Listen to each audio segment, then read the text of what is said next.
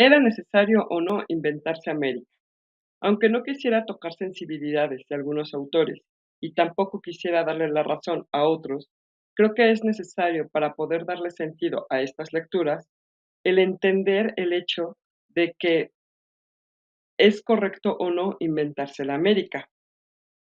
Se inventó América conforme a la idea occidental, pero sería mejor entenderla desde la idea de América. A mi parecer, la primera idea es como cuando conoces a una chica y la idealizas.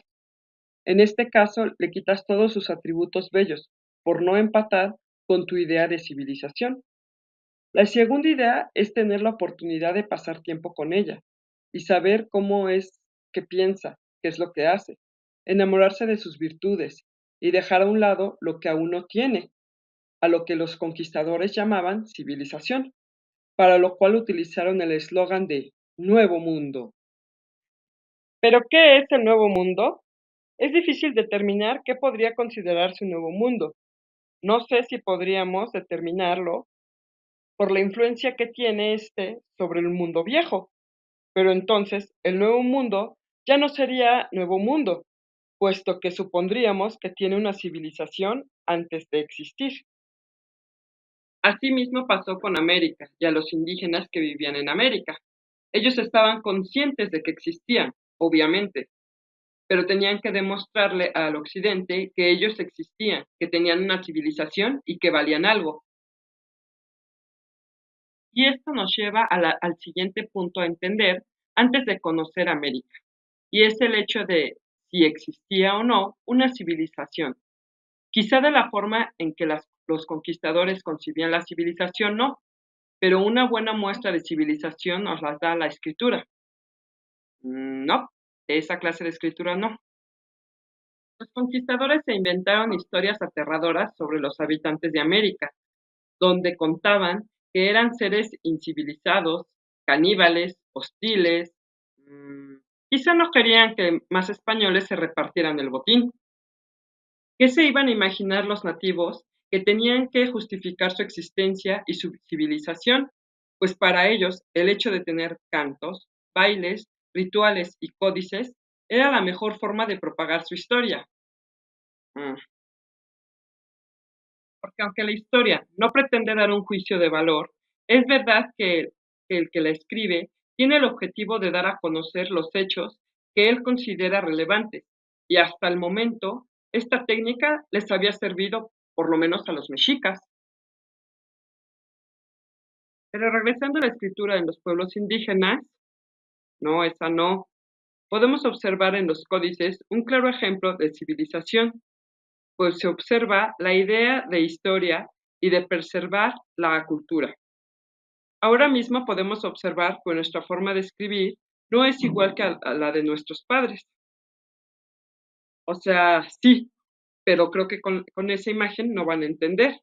Ándale, sí, así sí. En los códices podemos observar fechas, hechos, cantos, historia y linaje. Estos códices son una fuente de información, aunque no se hable de un asentamiento en concreto. Pues si conocemos su idioma, también podemos notar la influencia que este pueblo tenía en otros, o por qué otros asentamientos estaban influenciados por estos. Como lo es el caso del náhuatl, el hecho de que varias lenguas se desprendan del náhuatl nos dice quiénes lo sometieron, de dónde venían y su relación con otros. Podemos observar que los códices mayas y mexicas son los que más influencia tuvieron en Mesoamérica y son los pueblos que en su respectiva época tuvieron mayor fuerza. Se han podido descifrar en ellos conocimientos astronómicos, matemáticos, calendarios, mitología y religión. Sabiendo cómo funcionan los códices, podemos darnos cuenta que sí tuvieron influencia en la corona española. Pues viendo estos la importancia que tenía para los indígenas, mandaron a pintar sus propios códices, donde se contaban las hazañas de los españoles al conquistar. Los mismos españoles se sirvieron de estos códices para poder determinar linajes, y así evitar levantamientos por los siervos de herederos de algunos tlatoanis, para crear alianzas y así poder quedarse con las tierras, casando a las y los herederos con los que mejor les convenía.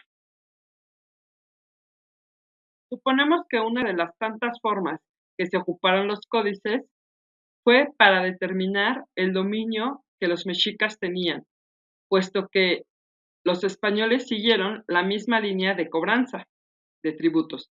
Quizá no fueron los españoles quienes traducieron directamente, pero es verdad que esa información les servía. Puedo entender por qué a O'Gorman le molestaba la idea de decir el descubrimiento de América, como si en ese pedazo de tierra no hubiera nada hasta que por fin alguien volteó la mirada a ese lugar.